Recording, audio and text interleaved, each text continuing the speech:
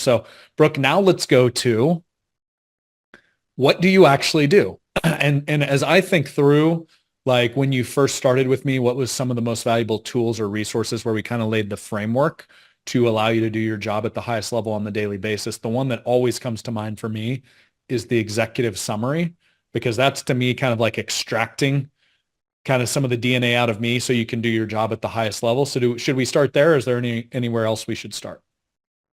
Yes, I can quickly list some of the what I would say roles or tasks of an EA, and then we can kind of go into that where to get started with the executive summary. As Brad said, calendar management, kind of coordinating between the family and the work life, inbox management, travel planning. A lot of times, an executive is going to need help with project management, to-do management.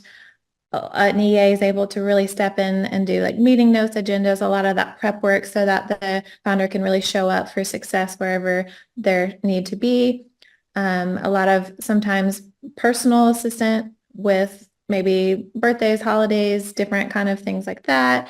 And then light, I would call light accounting, expense reports, receipts, things like that. So those are kind of what I would say is kind of the top 5 or 6 things.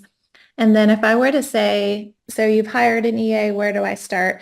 As Brad said, what's called the executive summary is the place that you want to start. And we actually got this from Michael Hyatt and Jim Kelly.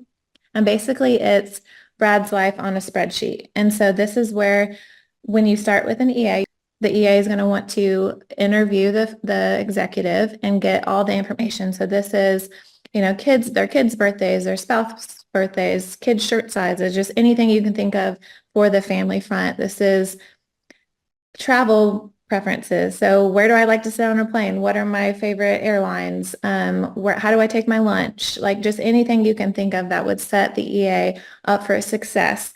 And that's kind of the go-to. So anytime I'm booking something, I'm ordering lunch, a lot of this I have in my mind after 3 years, but when I was starting, that was really helpful because I would just go to one place and have all the information that I need on Brad, on the family, and then I was basically set up for success. And so that's where you would want to start. I think the second thing is you're going to want to have some sort of password sharing software. And so that may be LastPass, it may be 1Password, whatever you prefer, but really setting the EA up for success to have airline accounts, maybe DoorDash accounts, hotel accounts, anything that they would need to book on your behalf. And so you're going to want to have some sort of password sharing software. I think the third thing that you'll want to do is really sit down with the EA and communicate your ideal week. And so this is really helpful when you get started because you may have a certain time that you like to take lunch. You may have certain days of the week that themes that you like to do. So maybe for Brad, he likes to do podcasts on Fridays. So I know to schedule the majority of those on Fridays. We do a lot of internal meetings on Mondays, external stuff, Tuesday and Wednesday. So just kind of knowing what the ideal week looks like, and that can evolve over time, but just having a framework when you start to kind of know, okay, this is how I'm going to start setting up the week.